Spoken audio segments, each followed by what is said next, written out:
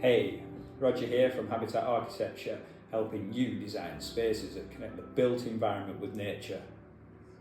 New intro, what do you think? Let me know. How you doing?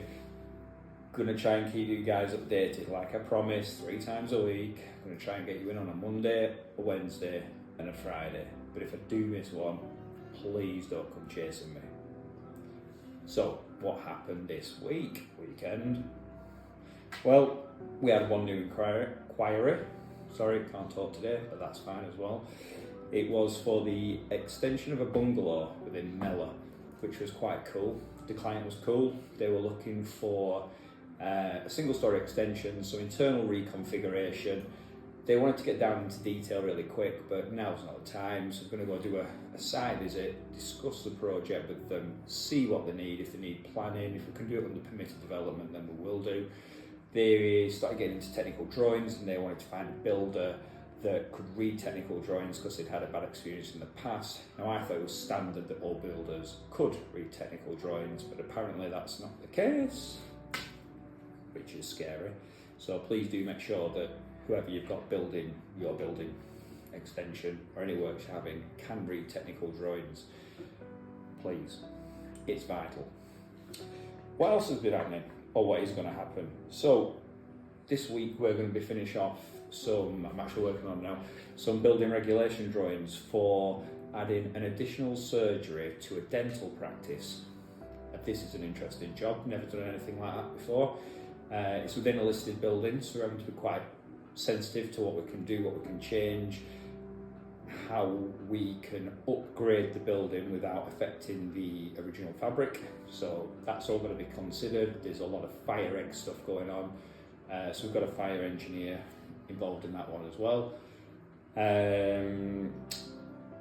We've also, this week, got a job to finish off, which is the extension of a delisted barn. What's that? Well, that's a barn that was once listed, that's had its status removed through a process of delisting.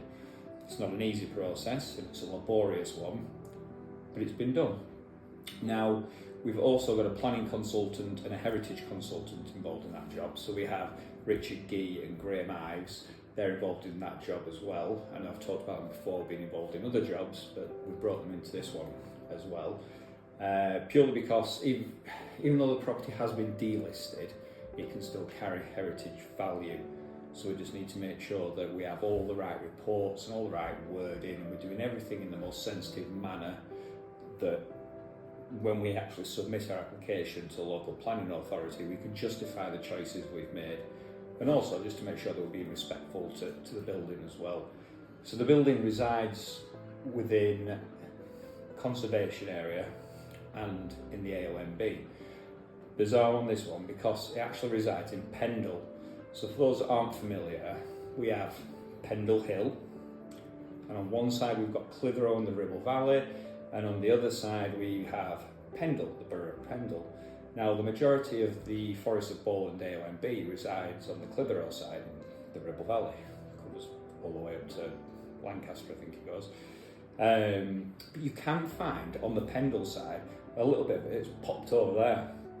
So even though you can be in Pendle, you can also still be in the Forest of Bowland AONB, so one to watch out for that.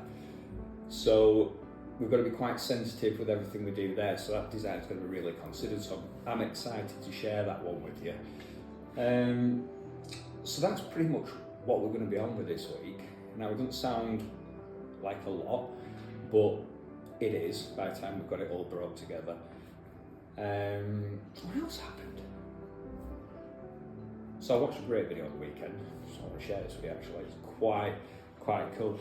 So the Business of Architecture podcast, great podcast for people who want to learn how to run successful architecture businesses, or if you just want to know a bit more about the industry. Anyway, they were talking about how people can help. I'm going to start that again. They were talking about what questions people can ask a designer that they're going to have come and design their home, their extensions, their whatever.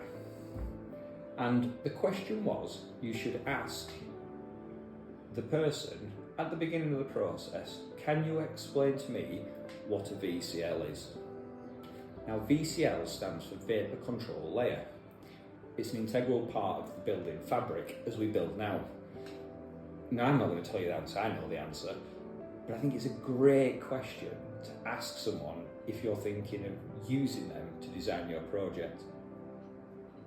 I'm going to leave that thought with you. I'm going to speak to you again on Wednesday. Keep an eye out for some really cool pictures we've got coming up. Take care, guys.